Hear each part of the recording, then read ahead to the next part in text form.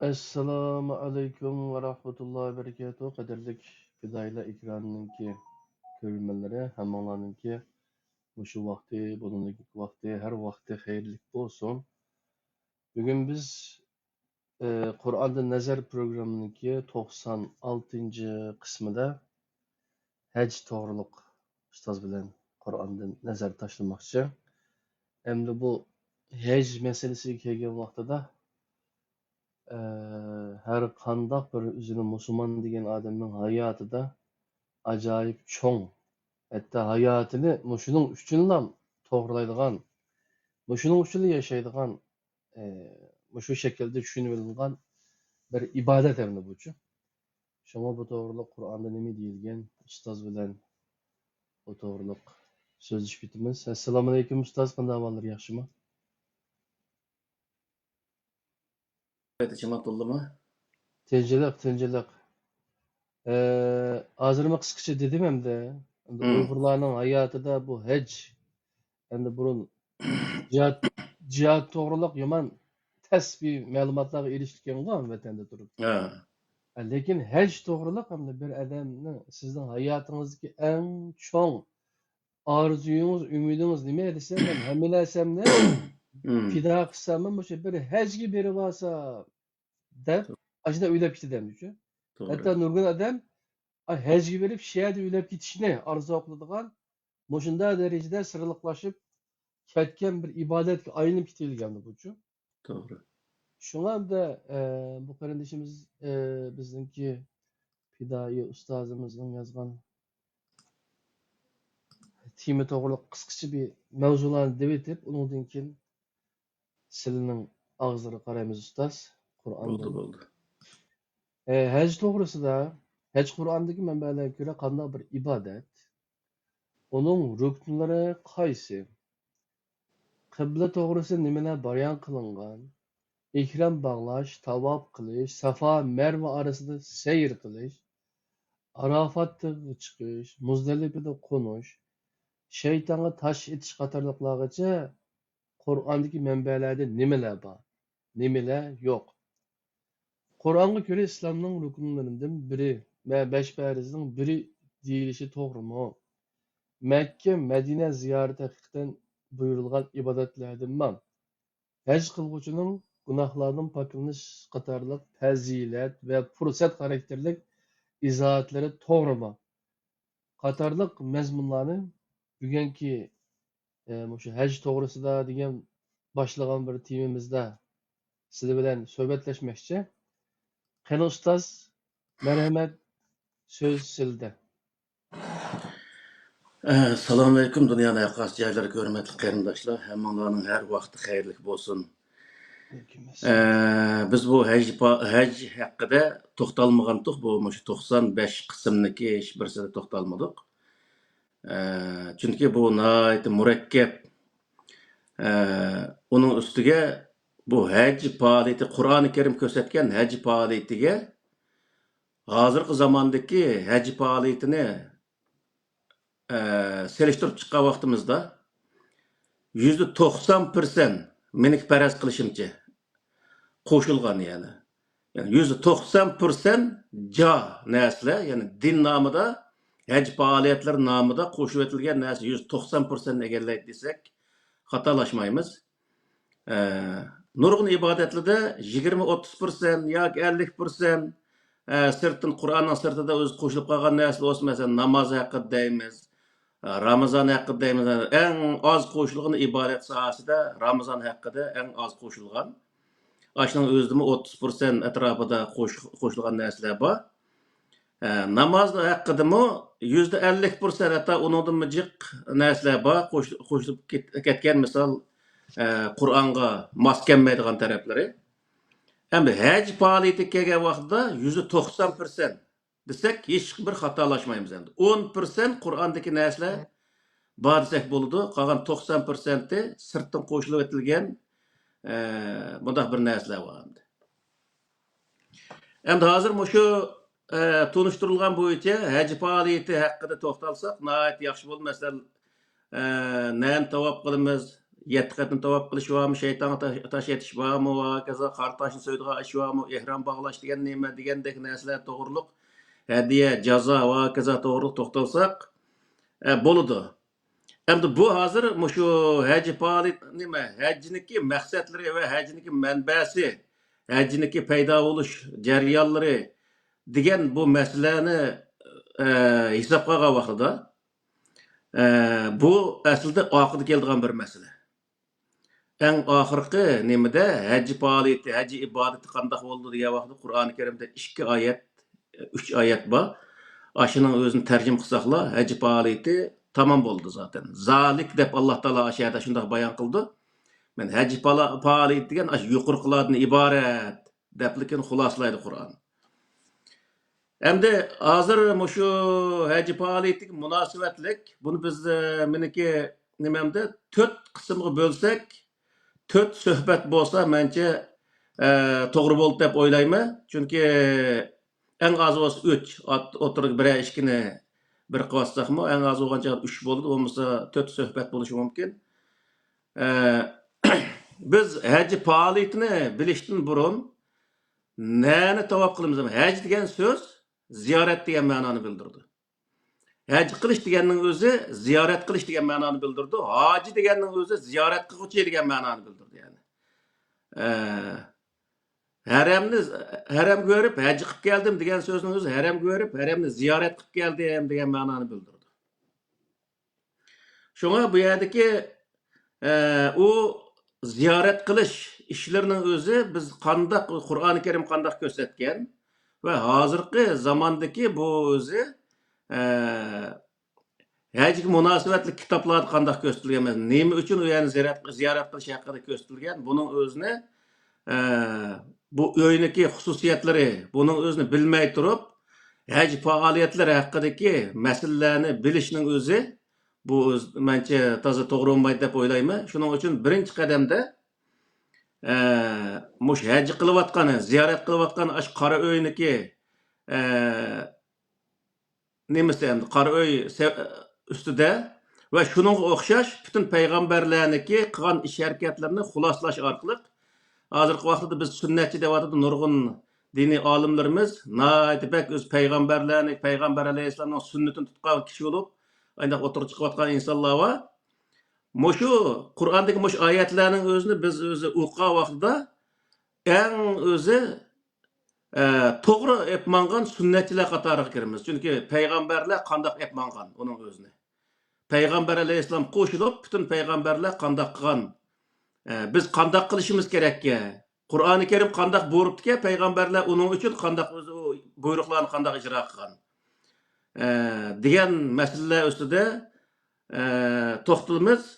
Shuning uchun bu yerga narsa nima degan vaqtda qibla, Masjid-i Haram, haram oylar, haj faoliyatlari degan shu 4 mazmunni to'liq o'zi so'zlamay turib, bu yerda haj faoliyatlariniki xususiyatlarini kishilarga tushuntirish mumkin emas. Chunki bizniki xalqimiz hajni nima uchun qiladi, undaq bir uni tushunish dadi yo'q. Tushunmayli qilsa bo'laverdi, ashunaq o'ylaydi. Bu nihoyat bir xato bir narsa. Shuning uchun bu yerdagi bir ömür hozir maqayrlishimiz degandek, bir ömür saman setib, ishtonniki lepiziga tugib, o pulning o'zini bolalarga bermay, qo'noqlarni yeb yurib, yiqqan pulni olib, haramga berib, xashlab, ashada arablarga berib o'tib keldi. Moshundaq o'zi biz nihoyat echinishlik, bolalarni o'qitmay, qarqo'saq bolalarni ashundaq cho'ng qilib, oxirisiga berib o'zi bir qatim haj qilib olsa, u o'zini jannatga kirdigan ashundaq hisoblaydi. Ammo buni Payg'ambar alayhissalom qo'shilib, butun payg'ambarlar qanday qilgan? Misolda, u Masjid-i Haram deganning o'zi, ash Ka'ba deganni, ya'ni qibla. Bu qibla deganning o'zi qanday bir yer? Butun payg'ambarlar qanday qiblalarni ishlatgan o'ziga, masalan, o'z vaqtida qanday qo'llangan. Mushu haqida bir qatim o'z to'xtalmay turib, bu o'zi oxirsidagi ibodat holatining o'zini o'tirib chiqarish bu bek o'zi to'g'ri bo'lmaydi deb o'yladim. Shuningga men hozir birinchi qadamda qibla haqida oxirsiga kelib mushniki haramning masjidi, ya'ni Ka'baga kelib taqishidi, Ka'baning o'zini so'zlab to'xtaymiz. Masjid haqida to'xtalamiz undan keyin. Muşunun özünü nim qildim, ma o hac to'g'risida degandan keyin bu hajniki butun mushu hammasi mush 4 ish, ya'ni qibla, masjidi haram, haram oylar, haj faoliyatlari hammasi mush haj bilan munosabatli bo'lganligi uchun mushu 4 narsaning o'zini bir qancha darsda xulosalab chiqamiz deb o'ylayman. Şoň bu yerda hozir qibla haqida birinchi to'xtalamiz.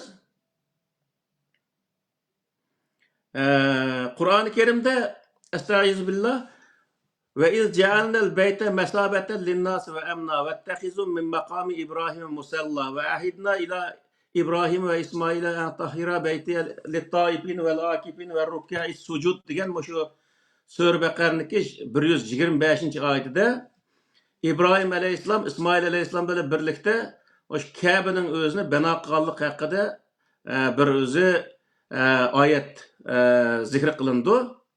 Hem bu yerda ve iz cealnal beyte mesabeten linnas degan aş mesabeten deganning o'zini bütün tercümelerde insanlar savab qazandigan bir yer qildik biz.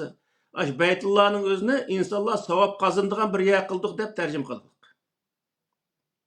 Mesabe deganning o'zini savab qazandigan yer deb tercüm qildik misalda. Bu savab degan nima?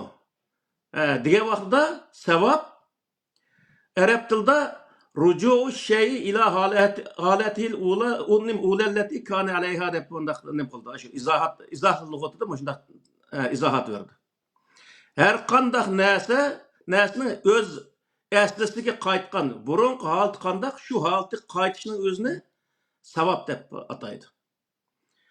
Bu Beytullah'ning o'zini insonlarniki masabatan aslisi qaytadigan bir makon qildik degan nima degan bo'ldi degan vaqtida İnsanlar ta'lim terbiye elip u yerda o'zi nasihatini Alloh taoloning Qur'ondagi nasihatlarini yoki ilohiy kitobdagi nasihatini elish orqali haqiqiy insonlikqa o'ziniki fitratidagi insonlik qaytadigan bir o'rin qildik degan ma'noni bildirdi aslida. Asla berib u yerni chuklab qo'yish savob bo'ladigan bunday bir narsa Qur'oni Karimda bunday bayon qilmaydi. Masabatan deganning o'zi hozir savob qozonadigan degan gap bilan bu insanın asli fitrati qaytırdıgan, asli haqiqiy insonlik qaytırdıgan bir o'rin qildik deganning o'tirisida cho'ng bir o'zi nima bor? Farq bor yani. Bizda hamma ishning o'zini savob olib taqab, u yerga borgandan keyin savob bo'ladi, ataqdek, mataqdek savob bo'ldi deb, o't tegini, ma bilim tegining o'zini ko'rsatib qo'yib haqqa, shundaq o'zi qilgan ishlar bor. Zaten kitobda shundaq yoziqliq. Ama bu Kur'an'daki bu ayetinin özü insanlar savab kazandıgan emas. İnsanlar asli fitratiga, haqiqiy insonlik fitratiga qaytadigan bir yer qildik degan gap bo'ldi. Demak, bu yerdagi narsa nima degan vaqtida İbrahim alayhissalom ashuni sog'gan vaqtida insonlar Alloh taoloning nasihatlarini anglash orqali haqiqiy o'ziniki Allah Teala yaratışdaki insan yaratış maqsad, yani insanı qandaq yaratganlik aslidagi insonlik fitratiga qaytirish uchun nasihat orqali mundaq bir yerni qilganligining o'zini bayon qildi. Shuning uchun bu yerdagi nima o Beytullah'ning o'zini berib ziyorat qilib qo'yishlar bo'lgan emas, u yerdan nurg'ulg'an darslarni elish, ibratlarni elish misolda shu orqali özünün haqiqiy bir insonligini aslash va bütün kainotniki egisi bo'lgan Alloh taoloni tunish va shu orqali Alloh taoloning oldida bir o'ziniki ojiz bir o'zi bandasi ekanligini his qilish bundaq bir narsaning o'zini nim qiladi endi maqsad qiladi bu yerda. Ya'ni bu yerda Alloh taolo Odam alayhissalom yaratgan vaqtidami shu Qur'onning o'zida bor. O bütün şu Kur'an-ı Kerim'in içinde zikr kılınan kılınla kılmanla degan şu emir bil ma'ruf nahi anil munkarning hammasini nima desa inson haqiqiy bir insonlikqa Alloh taolo maqsad qilgan bir inson bo'ladi. Misalda bizim bir narsani yasagan bo'lsak ko'nglimizda u narsa mushundaq bir narsa bo'lib chiqsa bo'ladi deb shundaq bir g'oyani maqsad qilamiz misalda. Xuddi shunga o'xshash Alloh taolo bu insonni yaratgan vaqtida İnsan ben muşundaq buluş gerek degan öz g'oya bilan yaratgan. O g'oyani insonga davomliq eslatib turgan narsa nima bo'lgan degan vaqtda Qur'oni Karim bo'lgan. Qur'oni Karim tushgandan keyingisi deyatyapmizda. Ammo burunqi ilohiy kitoblar hammasi insonni haqiqiy insonlik fitratiga qaytarish uchun kelgan bir kitob ekanligini bayon qildi. Shuning uchun bu yerdagi narsa nima degan vaqtda İbrahim alayhissalom bu o'yni sag'an vaqtda, bu qora o'yni sag'an vaqtidami shu yerdagi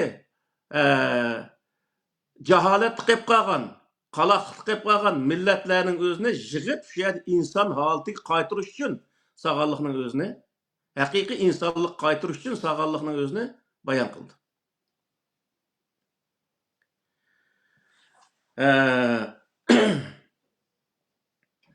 Endi bu yerda qibla haqida dedik. Qiblaning o'zi Qur'oni Karimda bir qancha payg'ambarlarniki qibla bino qilganlik haqida oyatlar bor. Buniki birinchisi mush İbrahim alayhissalomniki voqealigi zikr qilindi. İbrahim alayhissalom birinchi shu Ka'bani selish orqali uni bir insonlar turdigan, insonlar shu savob qozondigan, ya'ni haqiqiy insonlik qaytish uchun va'z nasihatlarni anglab, o'zi shundoq bir o'zi haqiqiy inson bulishga tirishadigan bir yer qilganligini Qur'oni Karim ana hozir shundoq bayon qilyapti.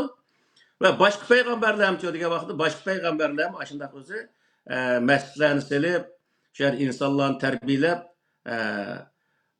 qalbdan chiqayotgan insonlik o'zi nemasin butunlay chiqayotgan insonlarning o'zini qayta insonlikqa qaytarish uchun sog'onlik haqida Qur'oni Karim degan oyatlar bor. Masalan, Musa alayhissalomning qibla masjid sog'onlik haqidagi oyatning o'zim Sura Yunusniki 87-oyatida İbrahim alayhissalomdan keyingi samrat bo'yicha yozib qo'ydim men buni. Ve hayna ila Musa ve ahihi en tebevve'a liqavmikuma bi Misra buyutan ve cealu buyutakum qibleten ve aqimus salate ve beşşiril mu'minin degan muş oyatning o'zimi aşının o'zini bayon qildi. Masalan, İbrahim alayhissalomga sen bir o'z o'yni sog'in, o o'yning o'zini sen millatingga qibla qil. Ya'ni qibla deganning o'zi insonlarni shu o'rindan boshquradigan, hamma odam shu tarafga ma'naviy jihatni ashaga bo'ysundigan, shundoq bir yani qilinglar va aqimus salat. U yerda hammangni birlashadigan, hamkorlashadigan, shundoq o'zi salatniki endi nurg'ulg'an ma'nosi bor. Hamkorlashish bor, va'z nasihat qilish bor. Misol Qur'onda inna salata kanat nimal tenha anil fahshayi vel munkar degan oyatlar bor misolda. Namoz nima degan vaqt namoz deganning o'zi kishilarni yaxshilik bo'lib yomonlikdan to'sish degan ma'noni bildiradi oyatniki nemasi mazmuni. Demak, insonlarga har jihatdan yordam qilish, moddiy jihatdan yordam qilish, ma'naviy jihatdan yordam qilishning hammasini o'z ichiga oladi namoz degan gap. Demak, bu yerdagi narsa nima degan vaqtda shu uyda insonlarni tarbiyalab, inson holatiga akilib, ularning o'zini sizlar buni men mushuning ishongan, mush nasihatga ishinib, shuning o'zi to'g'rilikqa bo'ysunib, mangan insonlar va bashiril mu'minin ularga oxirsida yaxshi bir natijaga erishadiganlik haqida bishorat deb o'zi Musa alayhissalomga shunday bayon qildi. Demak, bu yerdagi narsa nima degan vaqtda qibla degan so'z har payg'ambar İbrahim alayhissalomdan boshlab Musa alayhissalom misol ma'u hattoki yani oxirsini deb o'tay Sulaymon alayhissalomning zamonasidami Saba yani Sura Sabaniki 14-oyatida falamma qazayna alayhil mauta ma dallahum ala mautihi illa dabbatul ardi ta'kulu min sa'atihi falamma kharra tabayyanatil jinnu an allau kanu bakkichik tushirib qo'ydim buni. Allau kanu ya'lamunal g'ayba ma labisu fil azabil muhin degan mush oyatning o'zida nima deydi degan vaqtda jinlar shu vaqtdagi Sulaymon alayhissalomniki ma'bad, ya'ni ibodatxonasi, masjidi. Shuning o'zini yasayotgan vaqtda Sulaymon alayhissalom o'lib ketdi. O'lib ketgandan keyin hosiga o'zi tayinib shu yerda turgan vaqtida u hosining o'zini bir qurt yeb, u sungandan keyin o yiqilib tushdi. Yiqilib tushgandan keyin jinlarniki g'aybni bilmaydiganligi shu yerda oshkor bo'ldi. Buning o'zini bayon qildi. Demakki, mush oyatning o'zimi Sulaymon alayhissalomniki shu vaqtda shu davlatni boshqarish uchun bir masjid sog'anligi. Masjid deganning o'zi nurg'un qatim deb o'tdik. İnsanlarniki bo'ysunish markazi, itoat qilish markazi. Hozirgi vaqtdagi parlamentga o'xshash misolda. Şu vaqtda hamma narsani shundoq bir o'yga nim qilib, shu o'yning o'zida podsholar davlatni boshqarish uchun vazirlar bilan shu yerda kengashib, maslahatlashib, narsa kerakning o'zini, uningdan o'z davlatni boshqarishni ashundoq qilib mangan. Xuddi shunga o'xshash bu Sulaymon alayhissalomning voqealigini men shundoq o'zi bayon qildim. To'rtinchi masjid salgan payg'ambarning birisi payg'ambar alayhissalom Masjid Nabaviyni saldı. Bunun o'zi Sura Tövbe'nin 108-oyida la taqum fihi abadan la masjidun usisa ala taqwa min awwal yawmin ahaqqu an taquma fihi rijalun yuhibbuna an yatatahharu wallahu yuhibbul mutatahhirin degan moş oyatning o'zidimi? Payg'ambar alayhissalomniki o'zi salgan Masjid Nabaviyda namoz o'qishning nihoyat yaxshi ekanligini bayon qildi. U yerda payg'ambar alayhissalomni yaxshi ko'radigan shunday insonlarning borligi şunun özünü xabar berdi. Demek şu mescidin özü ne bo'lgan degan vaqtida Peygamber Aleyhisselam zamanısında şu devletni boshqarish merkezi bo'lgan. Peygamber Aleyhisselam vafot bo'lgandan keyin zaten şu 4 xalifaning zamanısında şu mescidde o'zi insonlarni boshqarib davomlashtirgan. Keyin o'zi Umayya sulolasi nimqa vaqtida qurilgan vaqtida u mescidni tashlab qo'yib, hozirgi Shamdagi Şam'a verip hazır Umayya mescidi mi? Aşındak bir mescid var aşağıda. Şu mescidini öz bina kılıp aşağıda öz insanlarını yani Umayya sulalesini aşağıda idare kılan misal. Cami Umayya. Umayya camisi doğru. Hem de bu Umayya camisi mi onun üstüge şu beyt nime? Keyin andakin bu nimenin özünü şu yerdeki Müslümanlar hacı qilish uchun haramga menayotgan vaqtida şu Umayya sulolasining şu vaqtdagi podshosi u odamlarni u yerni to'sib qilish uchun hijratniki 73-yili, ya'ni milodiyni hisoblab boqmoqdimi? Hijratniki 73-yilning o'zida hijriyaniki şu hozirgi şu Beytul Muqaddas deb ataydi uning o'zini Quddus. Şu Quddus shahridagi Beytul Muqaddas degan şu masjidning o'zini bino qilib, uningga subhanallazi asra bi abdihi laylan minal masjidil haram ilal masjidil aqsa degan oyatning o'zini dalil qilgan bo'lib, shu yerda o'zini qildi. Ammo bu oyatning u masjidga hech qanday aloqasi yo'q. Buni deb qo'yaylik vaqtida. Ammo 73 yil keyin u Quddusning o'zini bino qilib, çünkü o Süleyman Aleyhisselam zamanı selingan o mescid tamamen veyran bulup, şu Titus'un zamanısı da tamamen veyran bulup ketken ki. Şunun olan özü keyin şu Muaviye'nin Umayya sulalısının zamanısı da bu mescid silindi misal. Yani jilida biraz hatalık bo'lgan taqdirda mi ama 71 geldim bak, 73 geldim bakken ama 70 selci qaraq nim qildi ekan. Şu vaqtda silingan mushu mescidning o'zini nim qildi desa, şu yerdagi Muaviye'nin kol astidagi rayonlardagi Müslümanlarni yoki insonlarni aş masjidni ziyorat qilish haqida buyruq berdi. Keyin u yerdagilar aş masjidni haj qilib haj qilgan bo'lib, shuning bilan o'zi o'tdi. Endi biz nurg'un qatimlab bu Umayya sulolasiniki nurg'un xatoligini deb o'tgan bo'lsakmi, lekin mushaning o'zida men buning o'zini bir xatolik deb ko'rmadim. Chunki tarixte ötken bayatın birisi 3 peygamber, 4 peygamber Aleyhisselam böyle koşup, 4 peygamberinin her birisi özü xalqni idare qilgan yerde bir mescidini silip, şu mescidde insanlarını idare qilgan. Xuddi shunga o'xshash Payg'ambar alayhissalommi hijratniki 1-yili yana payg'ambarlikniki 13-yilisi Madinaga kelgan vaqtda Masjid Nabaviyni silib, shu yerda masjidda o'zi insanlar bilan şu jutçonlar bilan maslahatlashib, shuni bilan o'zi shu yerda davlatni yoki shu masjid turib boshqargan endi. Bundan bizga ma'lum bo'ldiki, butun payg'ambar bu masjidning silinishi davlatni boshqarish maqsadi silinganligi. U ya'ni ziyorat qilishning o'zimi ham masjidning o'zini, ya'ni shu davlatniki markaziga itoat qilganligini bildirish ekanligining o'zini bildirgan bir narsa ekanligini nima bayon qiladi bu oyatning o'zi. Ham nurg'un qarindoshlarimizni kallasidan o'tmasligi mumkin. Lekin bu qarindoshlarimiz Qur'oni Karimni va 25 payg'ambarning butun o'z Qur'ondagi ish izlarining o'zini qayta tahlil qilib chiqsa bo'ldi. Bu yerda yana bir nihoyatda aniq bir narsa bor. U narsa nima degan vaqtda hech qanday bir payg'ambar, yana bir payg'ambar sog'a masjidning o'zini ziyorat qilish ishlarini olib borgan emas. U yerda bo'lmagan taqdirda. Misol, Musa alayhissalom shu Falastin bilan To'rtag'ining oralig'ida bir yerda 40 yil yashab, ashad o'lib ketdi 40 yilning ichida. Aşı jarayonda aşağıdan mangsa 1000 kilometr keladi ya kelmaydi. Şu hazırki muş Kabe'nin özü, Mescid-i Haram deyimiz hazır. Aşağı kelip bir aşı babam İbrahim sağan aşağıda bir öy var. Aşının özünü ziyaret qilib ketay degan bir ishning o'zini qilgan emas. Mesela Davud alayhissalom, Süleyman alayhissalomlar davlat qurgan odamlar. Hattoki keyingi vaqtda davlat kuchlangandan keyin Saba degan bir o'zi, ya'ni bir kichik bir davlatning o'zini ishg'ol qilib qilgan shu Qur'oni Karimda ochiq shunday oyatlar bor. Shu payg'ambarlarmi va uningdan keyingi payg'ambarlarniki masalan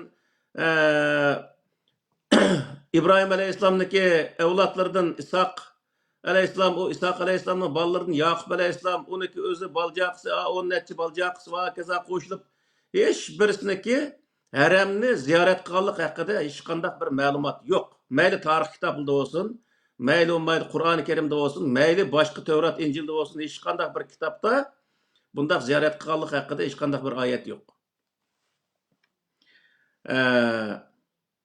Bu nima uchun bunday bo'ldi degan vaqtda har bir payg'ambar bo'lgandan boshlab o'ziniki shu ta'sir doirasidagi insonlarni idora qilish uchun shu o'z turayotgan yerga bir masjid solgan va u masjidning o'zini qibla qilgan. Qibla degan so'z faqat shu tarafga qarab namoz o'qiydigan yer deganlik emas. Insonlar o'ziniki ma'naviy jihatdan yana bo'ysunish sohasi degan gapda bu halqi. Hokimiyatga bo'ysunish nimasida bo'ysunadigan markaz degan ma'noni bildirdi. Masalan, Turkiyada butun Turkiya xalqiniki bo'ysunadigan markaz nima degan vaqtda Anqaradagi shu nima? Halqi Tayyip Erdo'g'an turdigan halqi cho'ng bir bino bor. Shu misol. Ma Angliyada degan vaqtda mush parlament binosi bor masalan. Westminster deydi. Yani aşağıda hamma narsani aşağıda hal qiladi. Her bir davlatda o'zining parlament yoki davlat binosi bor. Hokimiyatni tutib turadigan, shu hokimiyatni tutib turgan shu binoning o'zi butun xalqniki aşağıga itoat qiladigan markaz bo'lib hisoblanadi. Xalq ashunga ma'naviy jihatni kallasida bir xil ong bilan aşağıga bo'ysunimiz degan narsa kallasida aşağıga bog'landi.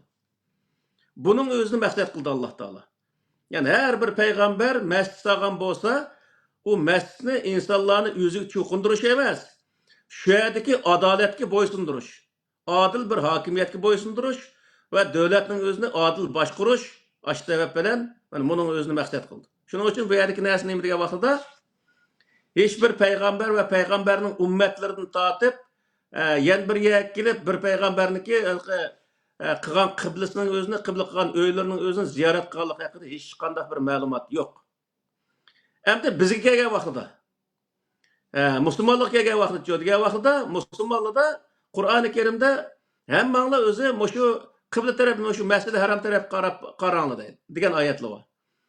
U butun dunyo xarakterlik deb qaraydi insonlar. Masalan, namoz o'qigancha qaraymiz, tamam. Ammo tamamen e'tiqod jihatda aşağıga qarash yoki bo'lmaydi aşağıning o'zini ziyorat qilish yoki aşağıga bo'ysunish ideologiyasini yetildirish bu nihoyat xato bir narsa.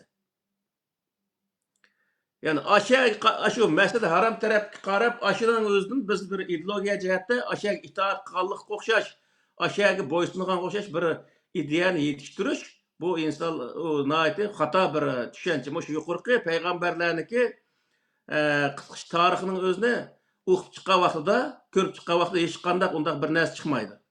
Yani hozirgi vaqtda qanday qilish kerak degan vaqtida butun mamlakatdagi insonlar, har bir mamlakatdagi insonlar shu o'z mamlakatniki siyosiy markaziga bo'ysunish bu o'zi maqsad qilindi degan gap.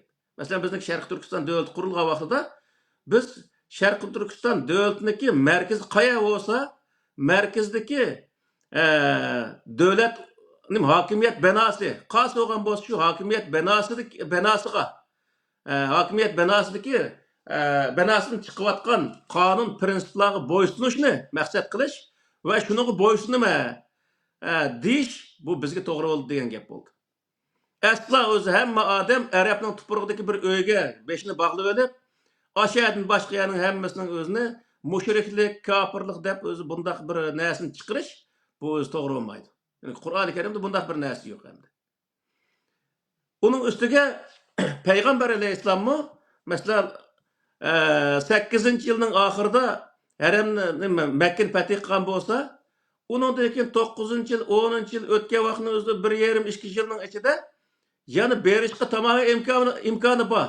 Nurg'o'ya undan keyin o'zi nurg'un qabilalar Payg'ambar alayhissalomning bayrog'ining ostiga kirib, tamom bizmi shu islomdan iborat yana adolatni asos qilgan barobar yashashdan iborat shu prinsipga bo'ysunamiz deb o'zi nima qilgan bo'lsa, imzo chekkan bo'lsa, Payg'ambar alayhissalom texmi kuchlangan vaqtida ham yiliga berib, u yerni umraga chiqib kelay deb bundaq bo'lgan bir yer yo'q. Sababi nima degan vaqtida u Payg'ambar alayhissalomniki shu vaqtdagi siyosiy markazi Makka emas, Madina bo'lgan. Ya'ni Madina turib bosh qilgan. Bundan butun o'zi musulmonlar hammasi Madinadagi Masjid Nabaviyning o'zini qiblis qilish kerak degan gapmi chiqmaydi. Biz nima uchun bu yerga bog'lanib qoldik degan vaqtda buni bog'lanib qolishning nihoyat cho'ng bir sababi bor. O sabab nima? Degan vaqtda biz hammasi 650 yil atrofida Umayya sulolasi, Abbosiya sulolasi bo'lib 650 yil atrofida bu butun musulmonlar shu bir Arab sulolalarga bo'ysundi. Masalan 91 yil Umayya sulolasiga bo'ysungan bo'lsa, qolgan o'zi 450 yil atrofida o'zi Abbosiya sulolasiga bo'ysundi. Shu vaqtda nima bo'ldi degan vaqtda Payg'ambar alayhissalomning vaqtlarini hammasini hisob qilgan vaqtda 600 yil 700 yilga yaqin bo'ldi buning o'zi. Ya'ni 680 yil atrofida bo'lgan bo'ldi. 4 xalifani hammasi qo'shgan vaqtida buning o'zi nima bo'ldi degan vaqtda insonlar tamoman shu o'zi 600-700 yil ichida bo'libmi oxirgi shu Abbosiya sulolasi zamonasida bizniki O'rta Osiyo va kazani hammasi butunlay bog'lanishi nima bo'ldi deganda, yana shu 500 yani 450 yil deganda yomon cho'ng gap endi. 450 yil ichida tamoman butun musulmonlar ashaga bog'lanib endi. Bizdek bu yer demakchi o'g'limiz nima degan vaqtida bizning demakchi o'g'limiz e'tiqod jihatda, masalan namoz o'qish jihatda u Ka'baga qarab namoz o'qigan taqdirdami, aslo o'zalqi bo'ysunish jihatda u yerga qarab o'z u yerga bo'ysunishniki hech qanday hojat yo'q hozirgi vaqtda. Chunki nima uchun degan vaqtda hozir hamma mamlakatlar ana o'z vaqtida butun imperiyaning qo'l ostidagi bo'lgan shu mamlakatlar ham shu imperiyaning ichidagi bo'lgan toplumlarning hammasi ayrim mamlakat bo'lib, o'ziniki siyosiy markazlarini quruqligi misolda. Shuning uchun bu yerda bo'ysunish kelgan vaqtida har mamlakatdagi insonlar o'z siyosiy markaziga bo'ysunish. Biz Sharq Turkistonliklar kelgan chog'da degan vaqt Sharq Turkistonliklar hozir bizniki siyosiy markazimiz qanday yerda bo'lgan bo'lsa, yoki har mamlakatdagi o'rindagi o'zimizniki to'plumni qurgan markazimiz bo'lgan bo'lsa, shu yerga bo'ysunib, shu yerda birga faoliyatni qilsak, bu to'g'ri qilgan bo'lamiz degan gap bo'ldi bu yerda. Asla o'zi u yerda biz bir xalif qurib, Arabdan beni yoki Qurayshdan beni o xalifaning ustiga o'ltig'izib, xalif qilib uning o'zini uning itoat qilish degan bir narsa asla bu Qur'oni Karimda tilga ilinmaydi. Ham uning o'zi bu Qur'oni Karim bayon qilgan bir bo'ysunish usuli emas. Hozir bizda al-xalifatu min Quraysh degan payg'ambar nima shu payg'ambar alayhisolamdagi shunday bir rivoyat o'qiydi. Payg'ambar alayhisolamga balki mana shu nisbat berdi. U keyingi vaqtda Mush Abu Bakr Umarning zamonasida xalifalikni bejirdigan vaqtida ashi hikoya o'tirg'i chiqib, undan keyin o'z al-xalifatu min Quraysh degan so'z bilan u ishlar tamoman Qurayshning qo'liga o'tgan ta oxiriga qadar. Ammo bu Qur'oni Karimda aslo yo'q. Buning dalqi layoqat hisoblanadi.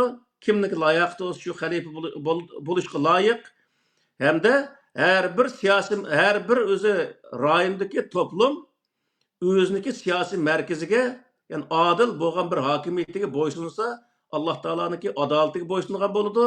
U adolat u yerda ijro qilinsa, Allohning adolati shu yerda namoyon bo'lgan bo'ladi. Ya'ni bundan iborat. Alloh taolo bu yerda insonlarning hammasini bir bayroq ostida yig'ish emas, hammasini adil, barobar yashaydigan bir jamiyat barpo qilish. Bu yerdagi maqsad bu. Shuning uchun bu yerdagi bizga singdirib o'tilgan, ya'ni shu 650 yil ichida bütün o'zi islom dunyosiga insonlar singdirib o'tilgan eng cho'ng xatolikning birisi nima degan vaqtida hamma odamning o'zini jiliq berib, shu o'zi Kabe görüp hajj qilish, faoliyatni qilish, u yerga borsa jiq savob bo'ldi qilish, uningdan o'zi arablarniki sayohatni kuchlantirib shularga pul tep berish, u arablar kech kunduz aysh ishratga berilib, terroristlarni tarbiyalab, o'zi terroristlarning tashkilotlarining o'zini barpo qilib, bütün dünyanın musulmonlarni usulga selishdan iborat bundaq bir qiliqlar bor. Shuning uchun biz bundaq yerda bundaq ishlarni qilib berish orqali biz hech qanday natijaga erisha olmaymiz, zaten erishamaxliq. Onun uchun biz bu qibla haqida yoki masjid haqida to'xtalgan vaqtimizda mana mushu payg'ambarlarniki tutgan yo'llarini har bir diniy olim nima uchun burungi payg'ambarlar bu Kabe'ga kelib Kabe'ni haj qilmagan? Musa aleyhisselam nima uchun kelmagan? İsa aleyhisselam nima uchun kelmagan? Masalan, nimaniki Yaqub aleyhisselam baljaqib nima uchun kelmagan? Uningdagi Sulaymon aleyhisselam, Davud aleyhisselam, Zikriya aleyhisselam, İsa aleyhisselam tat bütün şu peygamberlerin hiç birisi nima uchun kelmagan deganni bir qatim aqtirib beqish lozim. Buningdan maqsad nima bo'ladi degan vaqtda kelmak sebep her bir peygamber öz rayonida bir masjidni qurib, şu mescidin içinde insanlarını başlayan mescid asla keç gündüz ibaret kıldığı yer emas, insanlarını idare kıldığı idare merkezi ikenliginin özünü Kur'an-ı Kerim beni bundaq bayan kıldı. Bu yani ikinci çoğun bir məqsəd var, mesele var. O mesele neyim diye vaxtda onu naat bek bizdeki xalqımızga bek eğir nəsə. Eğir keldiğen bir nəsə. Ama eğir keldiğen bolsa mı bunu demisek olmaydı.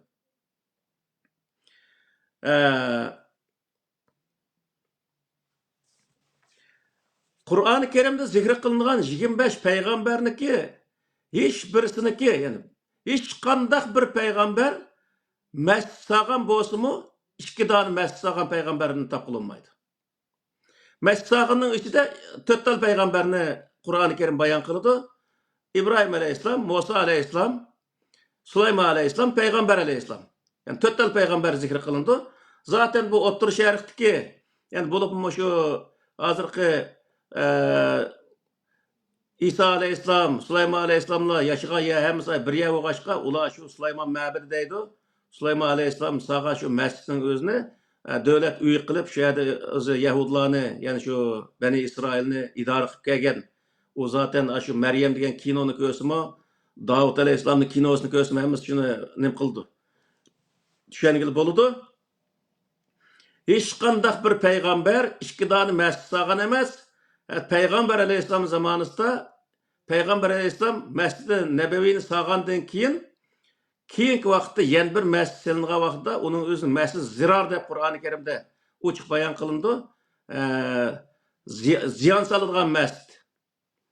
Kandak ziyan saldı diye vaqtda milletini bölüdü. Mescid iki olsa millet ikiga bölündü. Onun için onun özünü Peygamber aleyhisselam adamını toplap berip bütünley töp düz kılıp etken, ikinci özü yani bir mescid selinmagan. Bu yerde mescidin özünü tamamen ibadet kıldığın uğrun kılıp, ibadetindeki naat köp kılınsa ibadet, o vaxtda insanlar cennet girgan kılıp köstüşünün özü naati Kur'an-ı Kerim'deki mescidine uygun kelmeydi. Kur'an-ı Kerim yani İslam bizge nemini boruydu degan vaqtda biz burunqi derslerimizin necha qatim deb o'tdik. İslam ilimni asos qilgan, yani ilimni o'ziniki yo'lini yo'ritib bergan, chiroq qilgan, adolatni asos qilgan, barobarlikni nishon qilgan bir kitob bu. İlim heminin oldida turdi. İlim o'qigandan keyin o odamning o'zi adolat bilan o'z dunyoni boshqarish. O adalet fakat bütün insan er olsun, ayol olsun, oq olsun, qora olsun, qandaq millat bo'lishini qat'iy nazar va qandaq dindagi insonlar bo'lishini qat'iy nazar, u davlatning ichida qaysi din, qaysi mazhab va qaysi millat bo'lishini qat'iy nazar hammasiga barobar holatda hokimiyatni chiqargan o'z qonunning oldida hammasi barobar hukmiga ega bo'ladigan, manfaat ziyon bo'lsin hammasiga o'xshash ega bo'ladigan bunday bir holatni shakllantirish bu Qur'oni Karimdagi tüp asosiy prinsipi. Ya'ni islom degan so'zning o'zimi tinch bir jamiyat barpo qilish degan ma'noni bildirgan bo'lib, buniki asosi nimaga asoslanadi degan vaqtda ilm. Birinchisi ilmga asoslandi, ikkinchisi adolatga asoslandi, oxirgi nishon cho'lsi barobarlikni amalga oshirish uchun. Buning o'zi nishon qilindi. Mana bu o'zi islom deganning o'zi mana shundan iborat degan gap endi. Endi Payg'ambar alayhissalom va burungi payg'ambarlarning zamonasidan bunday qilqi masjid silish yoki ibodatxona silish ishlari bo'lganmi degan vaqtda bo'lgan. Misol Misrning o'zida ibodatxonalar ko'p bo'lgan.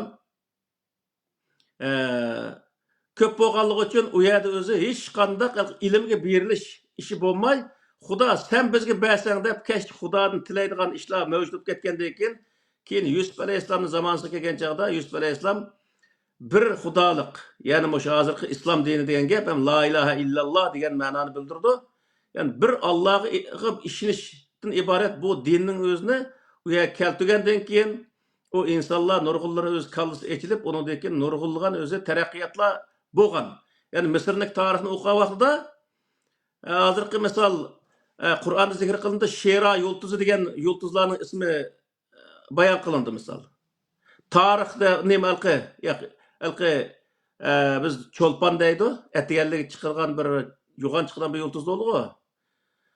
Ashundaq yulduzlarning ismi shu vaqtda qo'yilgan. Misolda shu nimaniki Yusuf alayhissalom va uniki oldi keynida bundaq astronomni taraqqiy qilib, shu yulduzlarning ismi deyilgan. Uning uchun payg'ambar alayhissalom o'z vaqtida u arab yerim orli va Misrlarda hali keng tasha deyilayotgan gap bo'lg'achqa insonlar bu gapni degandan keyin o insonlar cho'chib ketgan ishlar yo'q zaten jamiyatdagi bir gaplar bo'lgandan keyin shu Shera yulduzning o'zini Alloh taolo yaratgan deb bu yerdagi maqsad o jamiyat bo'layotgan gap emas.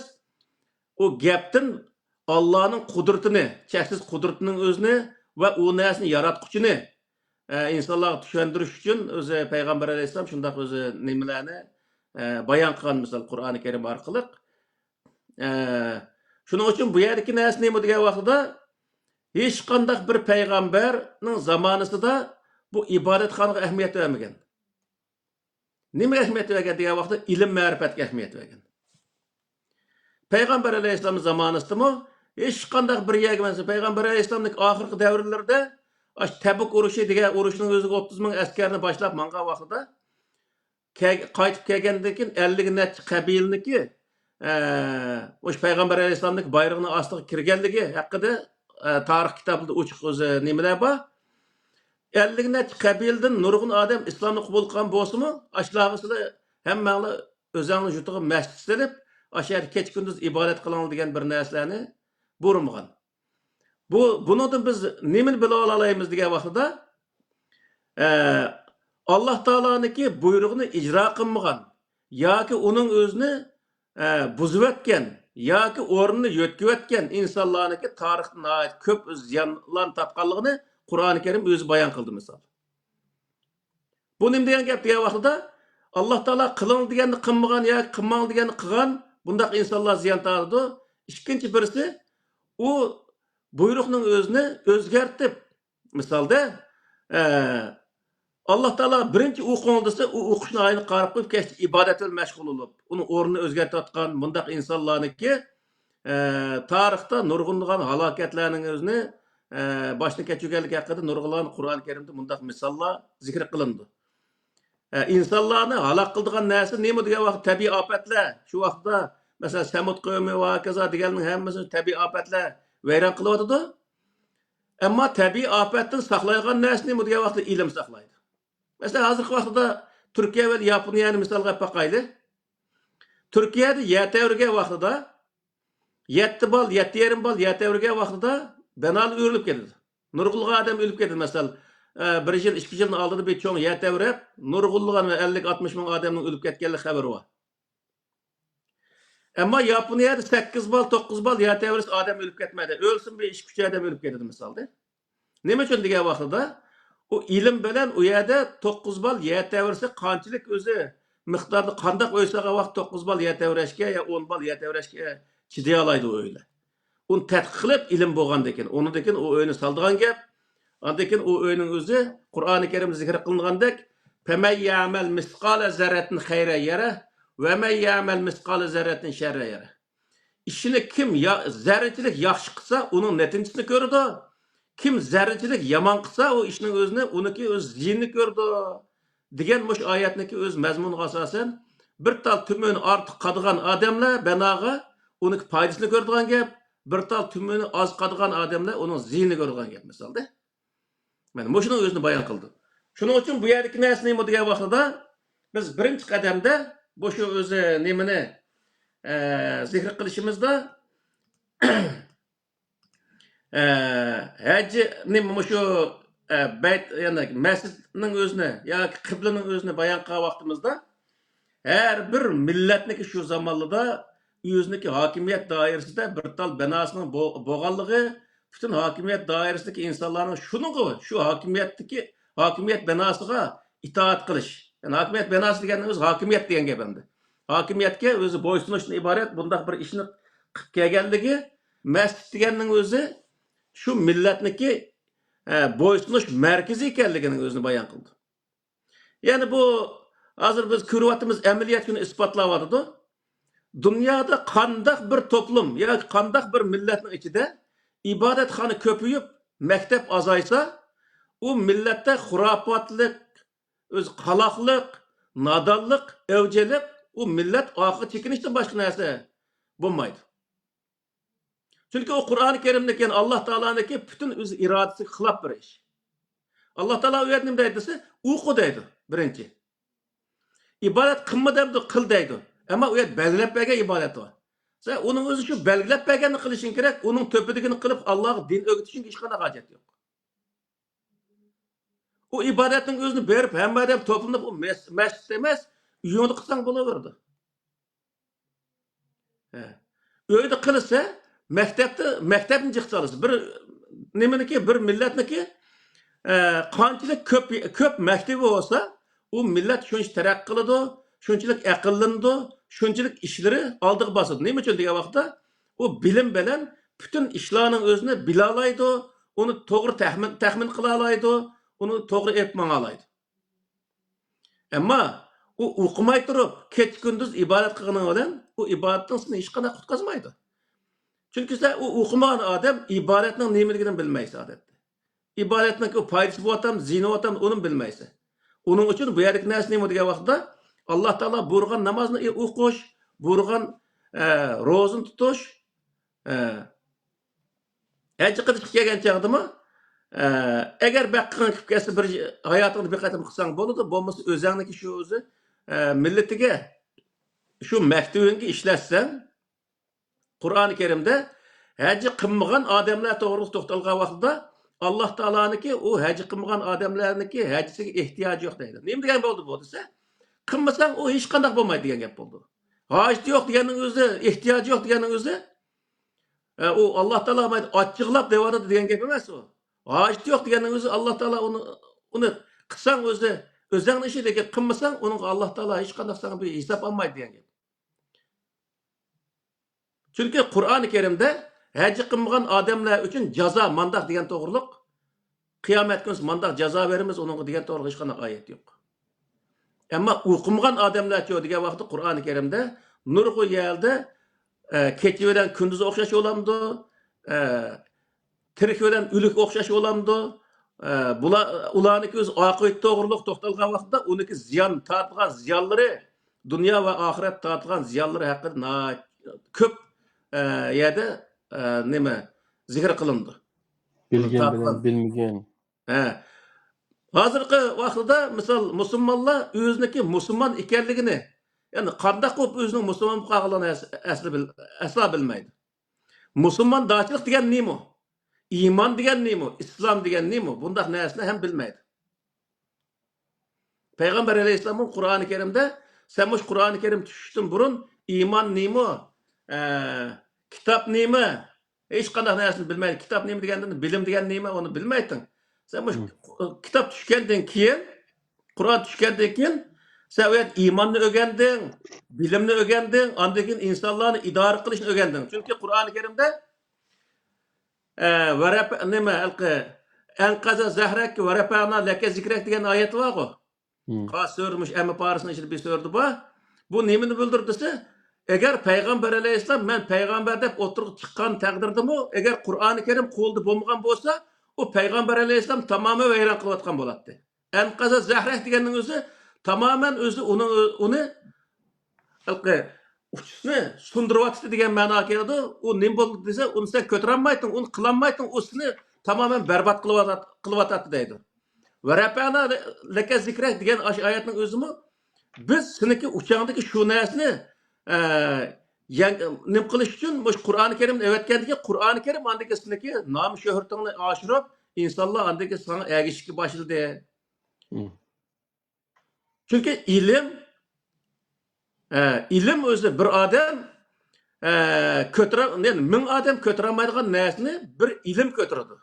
Masalan, ilim bo'lganligi uchun dunyoda mesela 10 tonna, 20 tonna, 50 tonna narsaning o'zini shu ilim bilan ijod qilingan narsa ko'tarib bir yerga tashlay oladi misolda hozirgi vaqtda.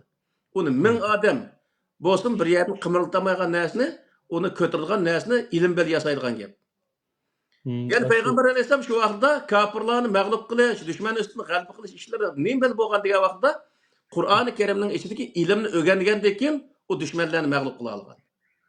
Yani ilim shunchalik o'zi qudratli narsaki, o o'zi hech qanday bir odam o ilmni bilgan odamni yenga olmaydi. Shunga bizda qo'l bilan, ya'ni mush bilan bir odamni yengsa, ilm bilan 1000 odamni yengaydi degan bir maqol tamsili bor-da.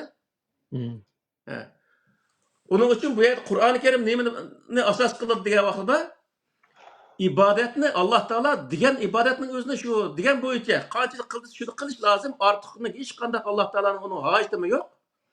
Ammo bu ilm kelgan chog'da butun dunyodagi o'zi kerak bo'lgan ilmlarni o'qish yoki bir millatning ichida har sohadan insonlar chiqib, ya'ni Qur'on nimaga shu dunyodagi ilmlarning o'zini har soha ilmlarini o'qish orqali u millatniki ilmdagi bo'shlig'ini, har sohadagi bo'shlig'ini o'zini to'ldirish orqali millatniki ilmiy sohasini, ya'ni ilmiy ko'lchigining o'zini to'ldirish bu o'zi nihoyatda muhim bir narsa.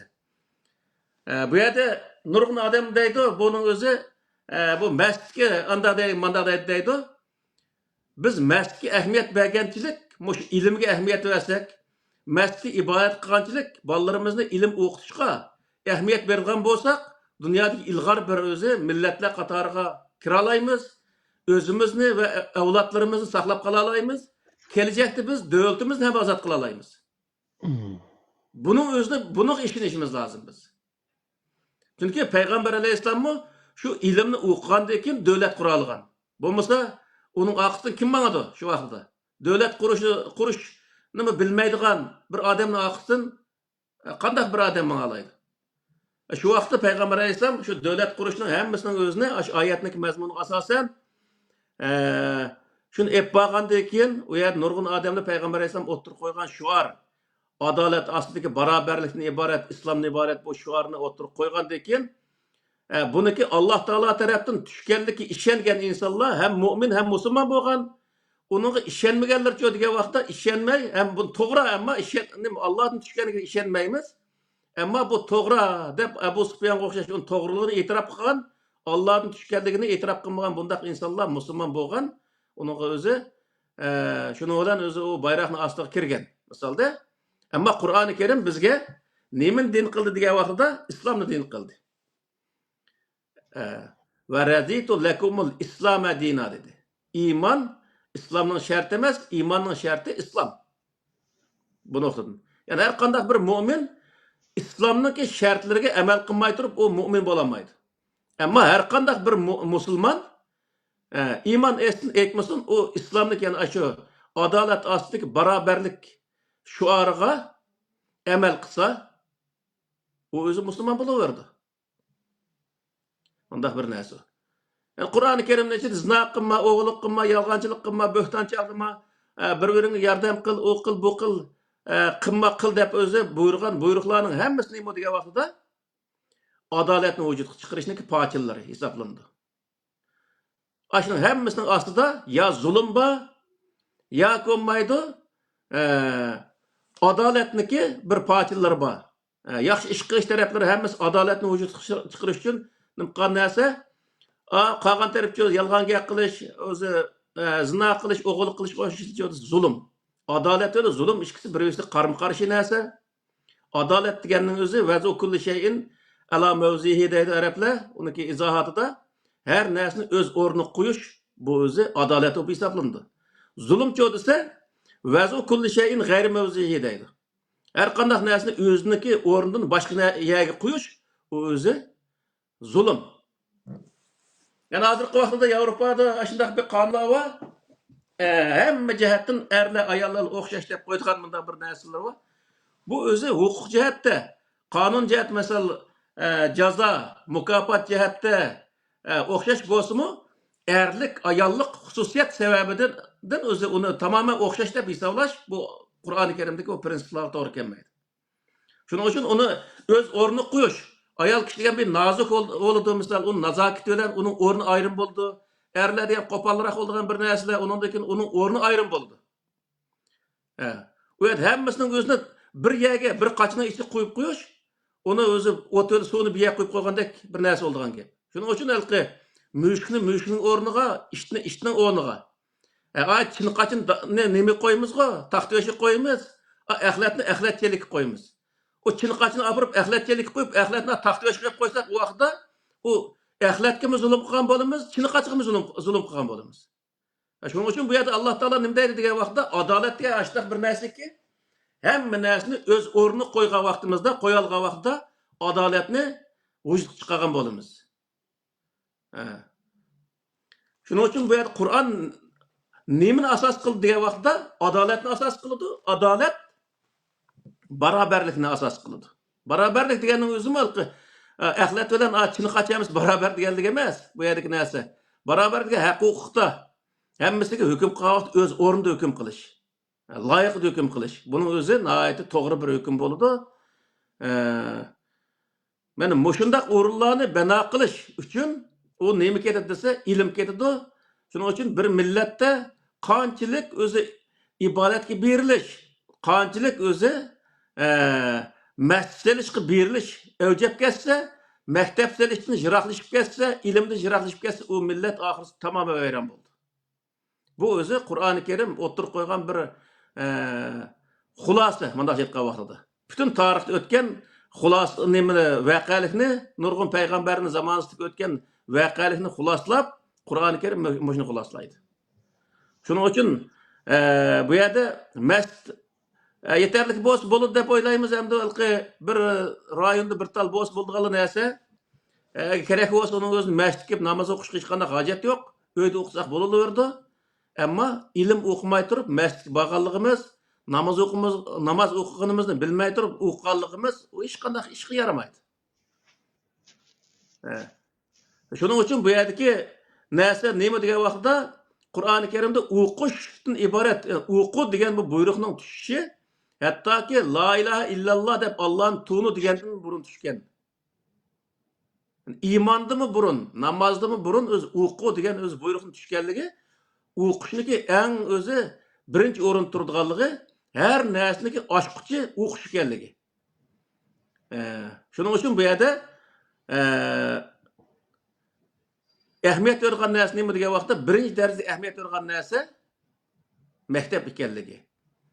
Yani sifatlik o'z darslar sifatlik bo'lsa, bolalarimiz keyingi vaqtda sifatlik bundaq balla cho'ng bo'ladi.